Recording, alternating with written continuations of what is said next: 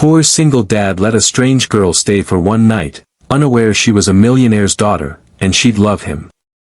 It was the kind of winter night that made your bones ache, where the wind felt like it carried knives and the snow fell in heavy, silencing sheets.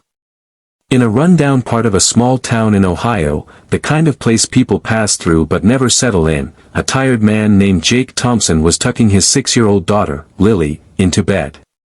The walls of their two-room rental rattled with each gust of wind, but inside their home, Jake did his best to create warmth where life had left cold spaces. A single dad for 4 years, Jake worked 2 jobs, dishwasher by day, janitor by night, never missing a beat when it came to Lily. He wasn't rich in money, but in love, he overflowed. As Jake made his way to the couch that doubled as his bed, a soft knock echoed through the door. He frowned.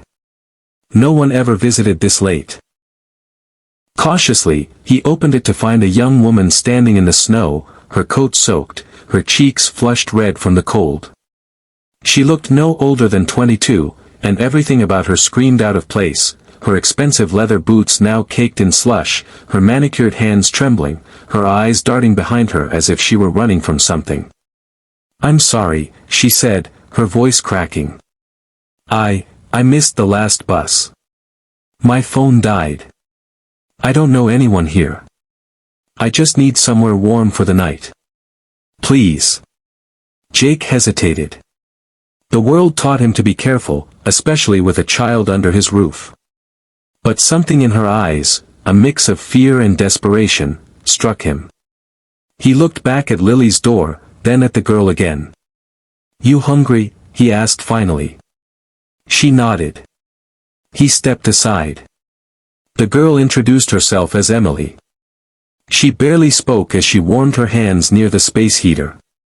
Jake offered her leftover mac and cheese, which she ate with quiet gratitude. He watched her, curious.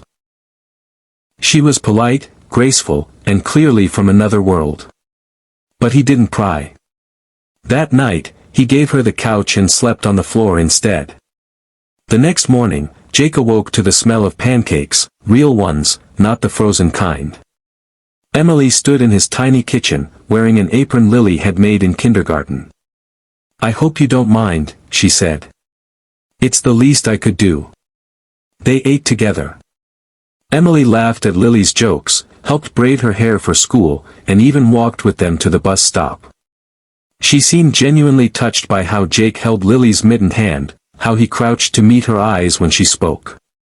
Before Jake could ask her what she'd do next, Emily said she'd found a way to get back home and thanked him for saving her from a cold night she wouldn't forget. Jake watched her disappear into the snow. He figured that was that, just a strange, fleeting encounter. But it wasn't. A week later, a black SUV pulled up outside Jake's apartment. Out stepped Emily, but she looked different, confident, composed, and now flanked by a middle-aged man in a tailored coat.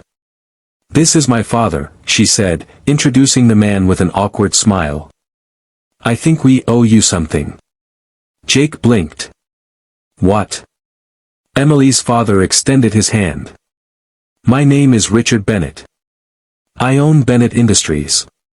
Jake's mouth went dry.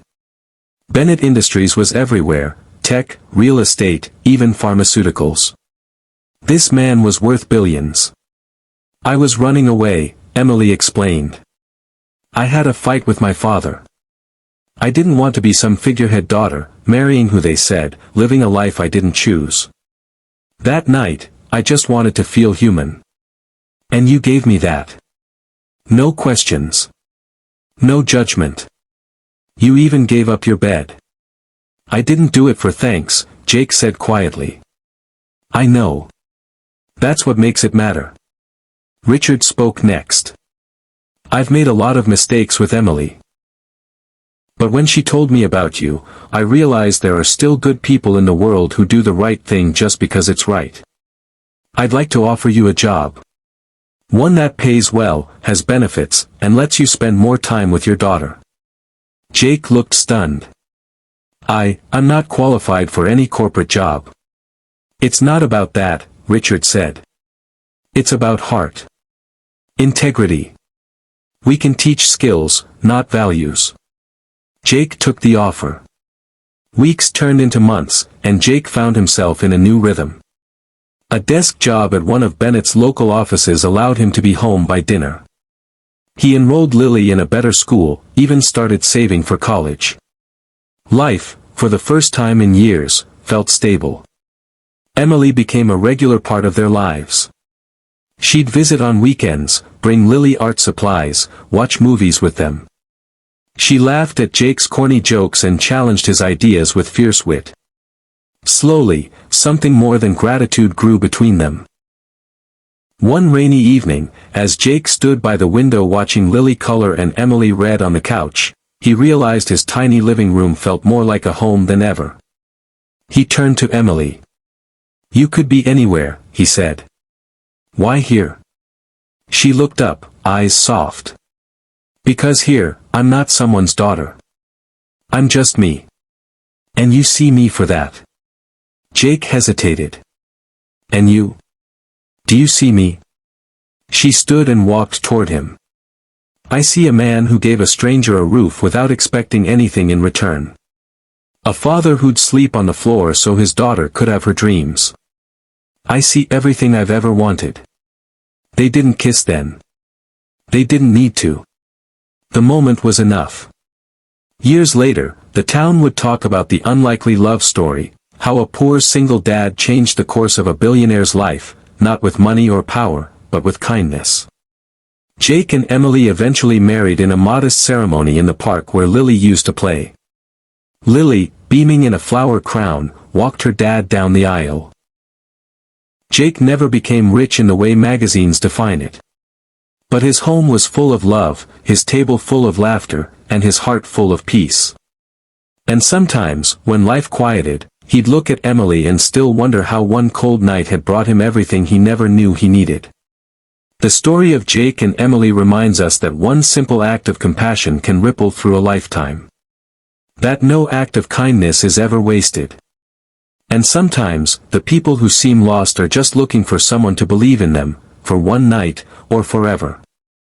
And that is how love, in its truest form, finds us, not in grand gestures or perfect timing, but in the quiet moments when we choose to open the door.